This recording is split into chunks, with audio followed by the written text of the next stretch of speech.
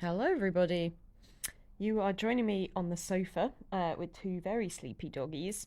We had a big long walk yesterday in between a bunch of chores. I took them with me and they waited very patiently while I went to the dump and I went to two different Facebook Marketplace people to collect plants for the garden. And then they were rewarded with a bull walk and a swim in the river. So everyone's very sleepy today.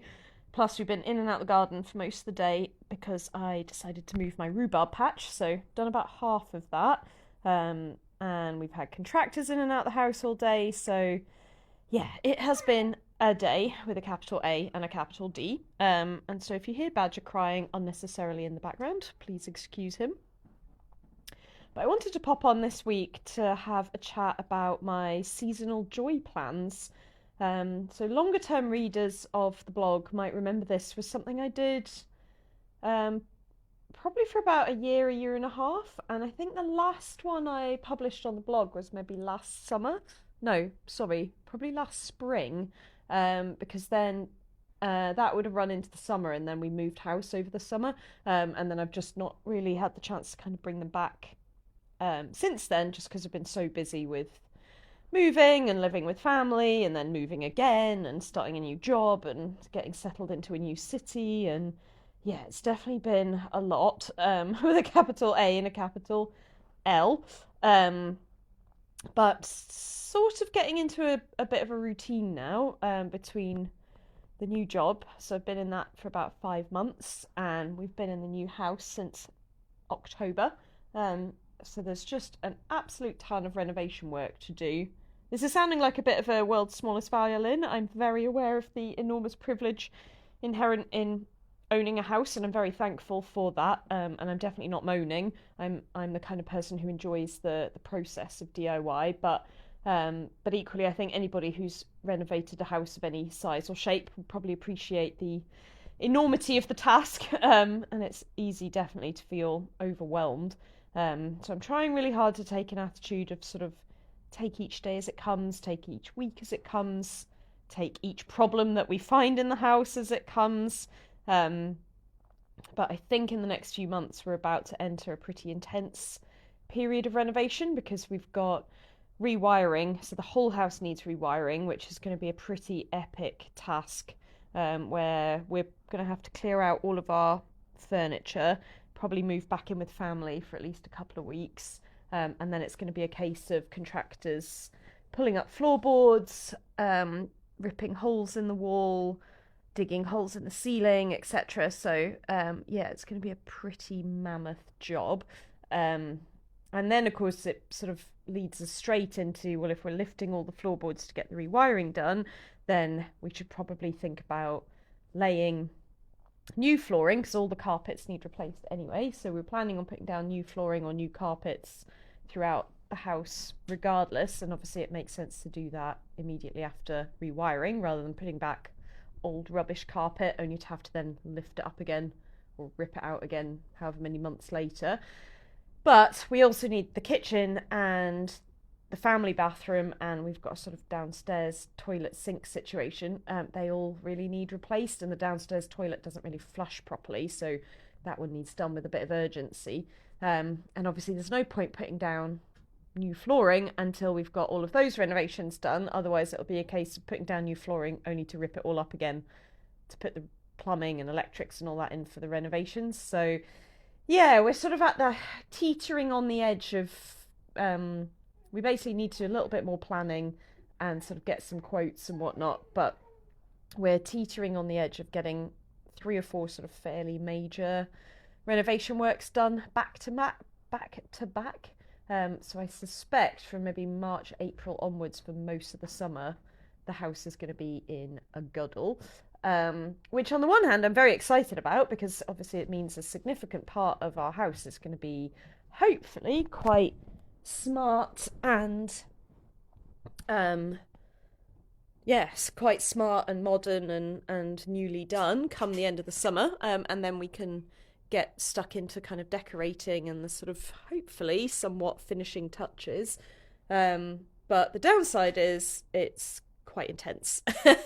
And certainly this side of the process I'm starting to feel quite overwhelmed by the number of decisions we need to make and plans we need to draw up and quotes we need to get and all that kind of stuff. So all of that is to say that I basically don't want the next 6 months of the year to disappear to just wholly renovation work. So sorry, I'm just going to put my phone on silent because I realised just then that it is on loud and I'm not actually sure if you can hear messages arriving, but apologies. Well, I guess I'll have to listen to this back to hear if you could hear the Facebook Messenger app dinging there. But yeah, basically I don't want the next sort of 6-8 months of the year, possibly the rest of the year basically, disappearing into a haze of eat, sleep, work, renovate, repeat kind of thing. I definitely want to make sure that I'm making space for joy in amongst all of that. And in the past, I used to do these joy lists. So I feel like every podcast episode, I'm like, inspired by A Beautiful Mess. I should basically be sponsored by A Beautiful Mess. But this was inspired by A Beautiful Mess, which, if you've listened to last week's episode about life values, you'll have heard me talk about that blog. So I've read that blog for about 15 years. It's written by two sisters in Missouri who are both entrepreneurs and have had multiple different businesses in lots of different forms over the years. And I've always found their journey very inspiring and very relatable, the way they talk about their personal lives, but also their work, their businesses, their goals, their aspirations.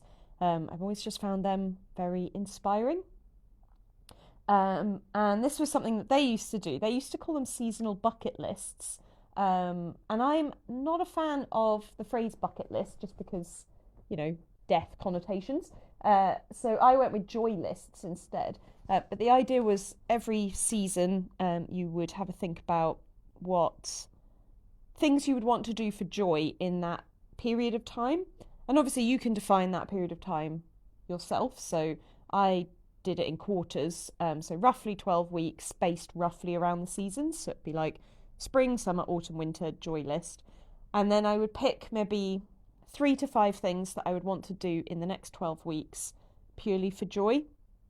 So not to-do list items, not things that are kind of productivity goals, but things that would be more for joy, more, obviously they can still be goals, they can still be things you're wanting to achieve, but it might be more like finish a specific sewing project, for example, or go on a trail run, or I think in the past I've had take Badger for a solo date, go to an art gallery exhibit, etc.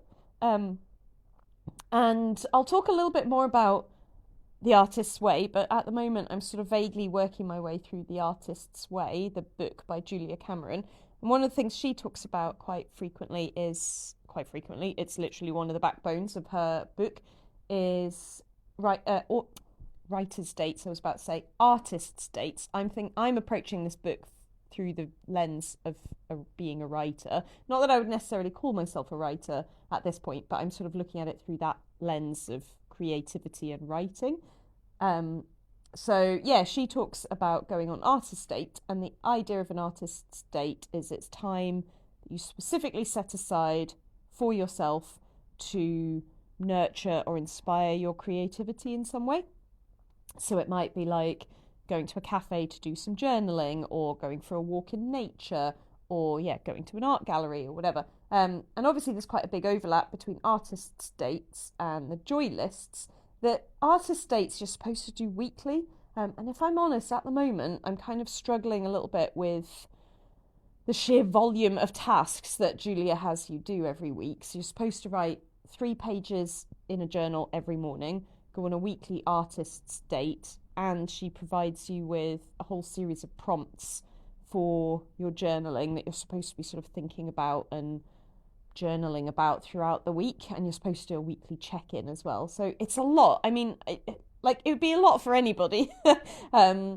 But yeah, I just think for anybody who's got like kids or a full-time job or basically any kind of, modern life, I think you're going to struggle to fit all of that in unless you are really dedicated to making time for it, like getting up early in the morning to get your morning pages done or whatever.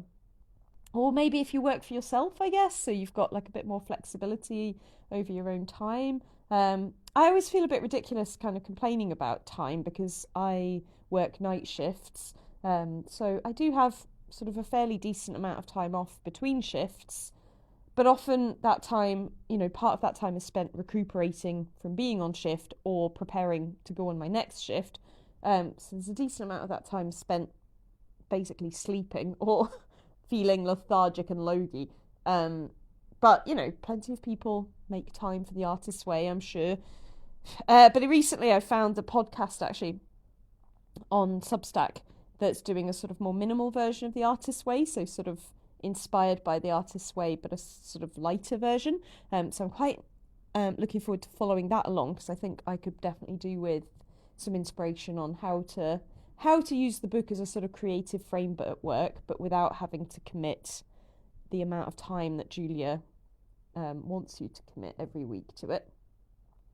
But anyway, I digress. The reason I brought that up is because the artist state every week are sort of similar to the idea of the joy lists, where the idea is just making time for yourself, for joy, for creativity, for things that aren't sort of specifically like productivity related, and I think there's a lot to be said for that in whatever form it takes, whether you use something like the artist's way sort of inspiration to do it weekly, or whether you do more like joy lists where you maybe do it sort of quarterly. With my joy lists, I used to do it, every 12 weeks, roughly structured around the seasons. And then I would pick sort of 3 to 5 activities that I would specifically set aside time to do. So, I would definitely like to bring that back. I feel like I'm sort of getting to the point of being on an even keel with my new life in Inverness, where I would like to start making space for joy again.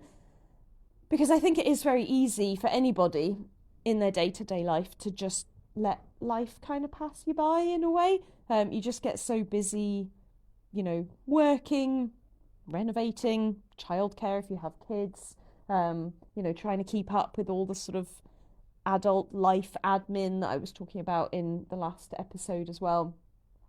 I think it's very easy to let all that stuff get on top of you, and have a sort of, if you're anything like me, you probably have a sort of mental list of things you would like to get around to doing at some point, but it's just hard to prioritize it sometimes. So I haven't really thought that much about what I might want to put on my, I guess, spring joy list. So I'm going to have a think about it and maybe publish a blog post about it in the next couple of weeks. Because I guess now my spring joy list is probably going to be sort of maybe February, March, April, mid-February to mid-May, something like that. I don't know. I'll have a think about the time frames. But I found the structuring it around the seasons was quite helpful because it made you think about what the weather was going to be like as well. Because for me personally, some of the things like go on a trail run or take Badger for a solo date, obviously those are things that involve being outside. So there's no point necessarily planning to do them in the depths of winter where the weather might be awful and then you're just sort of setting yourself up for failure. But the trail run one, for example, I remember I did that, I want to say like early autumn, maybe September time. And I wanted to run the length of the Water of Leith which is a river that runs through Edinburgh, from where it sort of starts, in inverted commas. It's not the start of the river, but it's the start of the sort of official pedestrian walkway that's called the Water of Leith. And that starts just outside of Edinburgh, and then it follows the river all the way as it runs kind of into basically the centre of Edinburgh, and then through the centre and out to the north of Edinburgh. And at the time, we used to live in Dean Village, which is right in the centre of Edinburgh, and the Water of Leith ran right beside our flat. So what I did on that particular occasion was I caught the bus out to Balerno, which is the sort of suburb just outside of Edinburgh, where the pedestrian walkway started, and then I ran back to our flat. So it's about 11 miles. So it was after I'd run the Great North Run, which is a half marathon. So I knew I could do a half marathon, which is like 13 miles. But the beauty of running that trail was that the Water of Leith pedestrian walkway also kind of follows alongside some fairly major roads. It's sort of sheltered from the road, so it's not like you're running right beside a major road, if that makes sense. So the walkway's right beside the river, and the river is sort of distanced enough from the road that you're not aware of it. But it meant at various points the river and the walkway would sort of intersect with a road, for example, and you might go under a bridge or over a bridge or whatever, have to cross a road, and then rejoin it on the other side. And I kind of figured that the benefit of that was if the weather was rubbish or I wasn't having a good time or whatever, I could just go up onto the road and catch a bus at some point. So I prepped myself to do the full run. Like I took a backpack with snacks and water and an extra sort of coat and that kind of stuff, just in case I ended up having to bus back. I didn't want to be cold. But I did actually manage the whole route, which I was quite proud of. I stopped at the Water of Leith walkway. There's like a tourist sort of information spot, which is probably roughly halfway or just over halfway, and it had a cafe. So I stopped there and I got a coffee at one point, and then I just walked a little bit while I had my coffee, and then that was a nice little break, and then ran the rest of the way. So I'd quite like to do something like that, but if I was going to do that, I would probably want to wait at least another month or two, because the weather right now is quite cold. It gets quite dark quite early. It's quite wet. And one of the routes I'd quite like to do is kind of similarly, you can go from our house, you can run to the Caledonian Canal and then follow that along where it empties into Loch Ness, or it runs beside Loch Ness, I think. No, I think it joins Loch Ness. I'll have to look at the map. Anyway, so at the point that it intersects with Loch Ness, there are plenty of bus stops, because obviously lots of tourists get the bus out there. But I'm not quite sure how easy it would be to get a bus along the route, because the problem of being able to get on the bus right at the very end is it obviously relies on me being able to get to the very end. So obviously if for whatever reason I want to abort halfway, I need to just double check where I could potentially pick up a bus from along the way. So one option would be to bus out to the Loch Ness end and then run back into town. And then at least if I, for whatever reason, wanted to abort it and I needed to call for a lift, maybe from my in-laws, I might only be like 3 miles out of town rather than 11 miles out of town. Not that it's a massive distance if you're in the car, but, you know, you don't want to inconvenience people if you're sort of calling on them in an emergency because you've, you know, gone over on your ankle or something, you know. So yeah, that's definitely one thing that I'm kind of contemplating doing. But yeah, I think that would probably be later on, maybe like March, April time. It would be nice to do in March or April because I feel like the leaves would be starting to come out on the trees. There'd probably be like flowering bulbs and whatnot along the route. So that's why I planned, when I did my running route in Edinburgh, I planned for the autumn because I really love like the autumn colours and whatnot, and I just thought it'd be really pretty to do it that time of year. So that's partly why I like to structure it around the seasons, because then you can sort of factor in those kind of factors.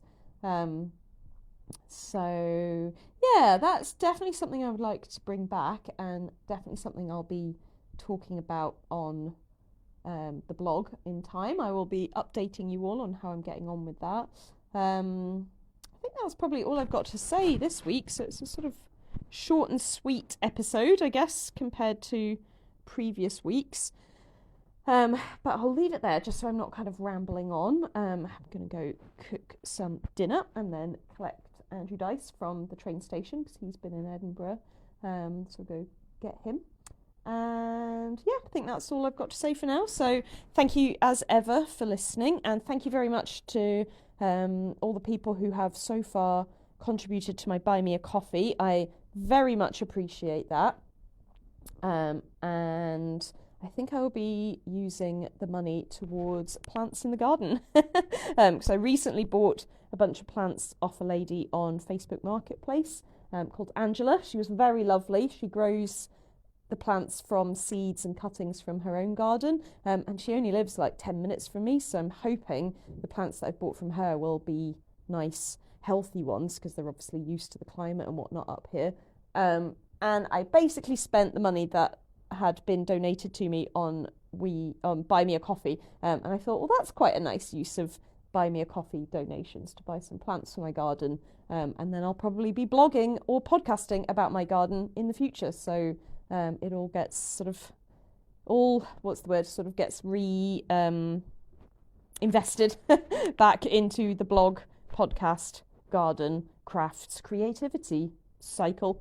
But yeah, thanks so much for listening, and I will speak to you all next week. Bye.